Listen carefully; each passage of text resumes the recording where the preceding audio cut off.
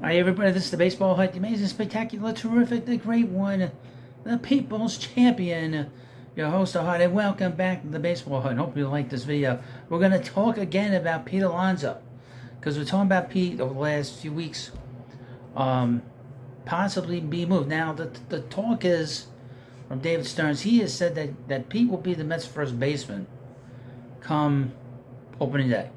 I will take him at his word. Now, I would point out he has to say that because, quite frankly, who would replace Pete in the lineup? It's funny. The people that hate Pete, they bring up this year's batting average. Again, I'll mention this again, and I'll give you historical examples of where I'm coming from. Pete finished with a .218 batting average. Who was batting behind him in 2023, especially against right-handed pitching? Daniel Vogelbach, one of the worst players in Major League Baseball. When the Mets, we'll use a couple of historical notes for you. In 2000, I'll give you a more recent one. 2005, Carlos Beltran was the number 3 hitter in the Mets lineup. He had an old Mike Piazza bat behind him for the most part, but they brought in 2006 Carlos Delgado. And you saw how big of a year Beltran had with Delgado batting behind him. Okay.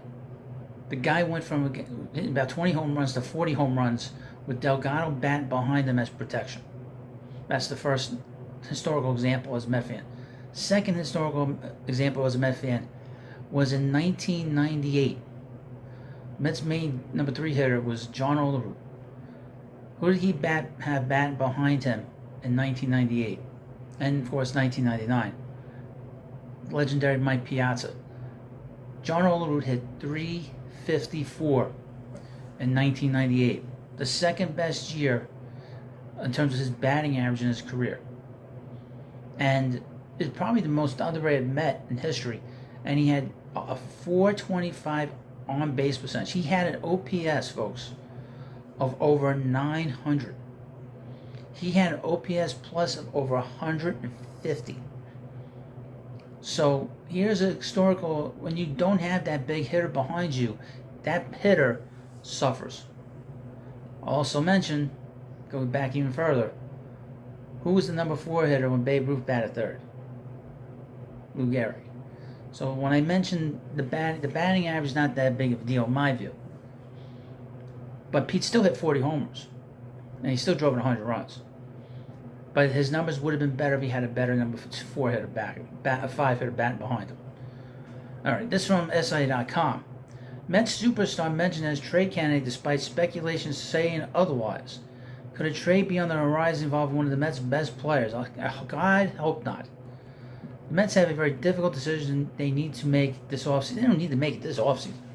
Will the Mets be able to sign Pete Alonso to a contract extension this offseason? Will they trade him? Will they hold on to him into 24 without an extension? Not to trade him ahead of the deadline and let him enter free agency and negotiate that. It's a tricky situation to be in.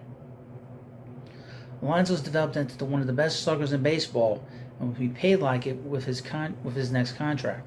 He has the most home runs and the most RBIs since 2019.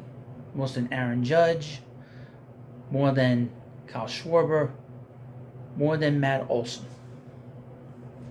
And he's been a 3-time All-Star. There have been a wide range of rumors about Alonso's future already this offseason. We've had one about the Blue Jays. We've had one about the Cubs especially. There have been rumors about the Mariners. There were rumors about Milwaukee, but that's pretty much done with them losing that skunk Craig Counsell. Although new president of baseball operations David Stearns has stated he expects Alonso to be the team's opening day first baseman. Many still think a trade is possible this offseason. I don't know about that. For this from Mark Feinsand. Alonso's stats will be a big story throughout the offseason. The Mets decide whether to move the slugger as he approaches his final year before free agency.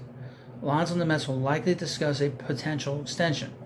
But if the two sides are far apart in those conversations, New York could look to deal him rather than risking losing him for nothing more than a draft pick next winter. The Mets were to trade him this offseason, they likely would get a solid return, but it would be a clear sign. It would not be a great return. On paper it would be, but long term it wouldn't be. First of all, the Mets have 28 players on the 48-man roster. They have significant holes all up and down the 40-man roster. Okay, they need to bring in 12 players before we get to spring training.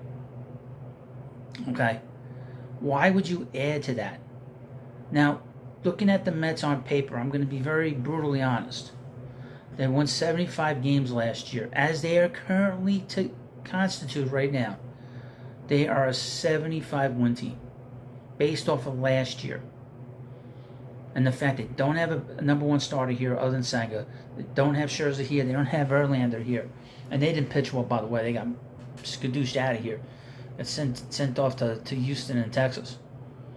But this is a team that has a lot of holes. You don't create more holes by trading Pete Alonso. Then you're going to say, well, they could add some talent to this team. You're not going to be able to replace a talent that his production is compared to Ralph Kiner, Eddie Matthews, Joe DiMaggio, Albert Pujols. You don't replace that production. It would take the Mets another 30 years to replace this bat. When Darryl Strawberry left the Mets, it was 1990. It took the Mets 29 years to find another big home run hitter.